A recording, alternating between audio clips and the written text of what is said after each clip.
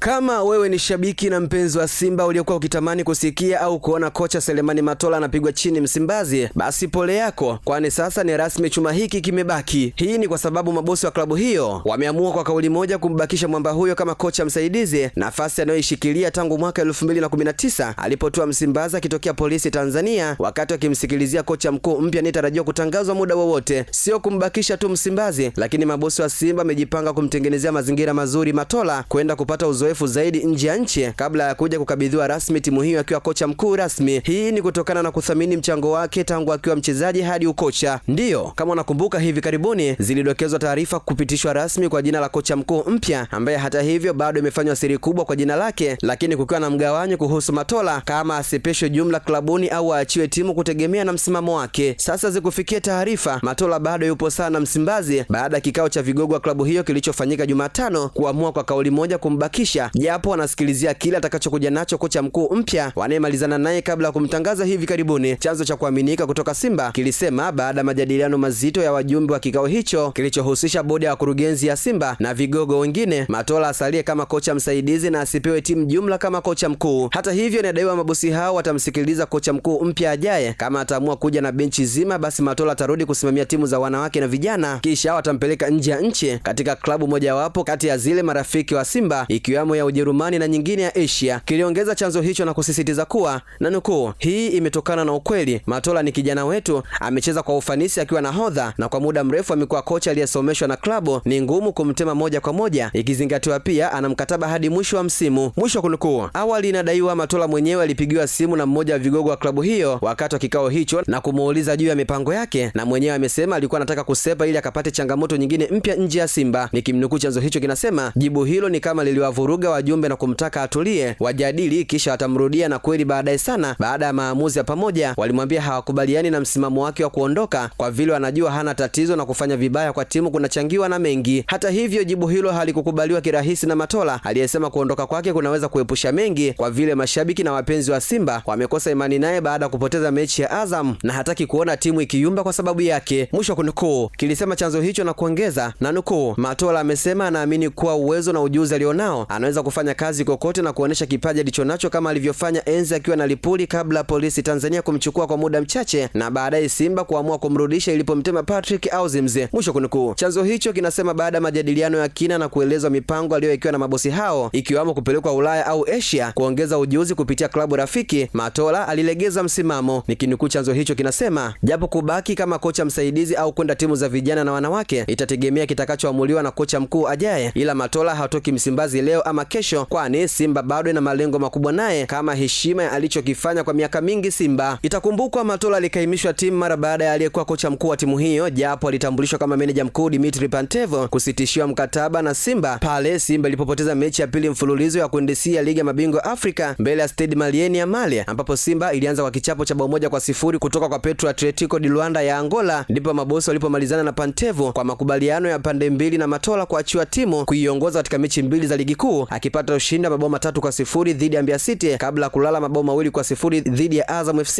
na kuibukia kelele kwa wana Simba akitaka aondolewe kabla kikao hicho. Mashabiki na wapenzi wa Simba walitaka Matola aondolewe kwa madai kama makocha wakuu wakizingua wanaondolewa, iweje yeye abakishwe mara zote, kitu kinachodaiwa kimechochea yeye kutaka kuondoka jumla kabla ya mabosi wa klabu hiyo kumgomea kwa heshima alionayo. Katika miaka 6 ya Matola akiwa kocha msaidizi Simba amefanya kazi chini ya makocha 10 tofauti, wakiwamo 9 wa kigeni na mmoja mzawa, timu ikitoa mataji mawili ya ligi kuu bara, kombe la muungano na kombe la FA, na timu hiyo kufika fainali ya michuano ya kombe la shirikisho Afrika iliyopoteza kwa RS Berkane ya Morocco kwa jumla 3-1. Simba inatarajiwa kurejea tena uwanjani mapema mwakani kwa mechi 2 mfululizo za ligi ya mabingwa Afrika dhidi ya Esperance iliyopo nafasi ya 3 kundini ikiwa na pointi 2, na malengo ya klabu ni kutaka kocha mkuu mpya atoe mapema aiandae timu sambamba na kusajili dirisha dogo. Imeandikwa na Victoria Melkiari na kusoma kwako na Hamza Said.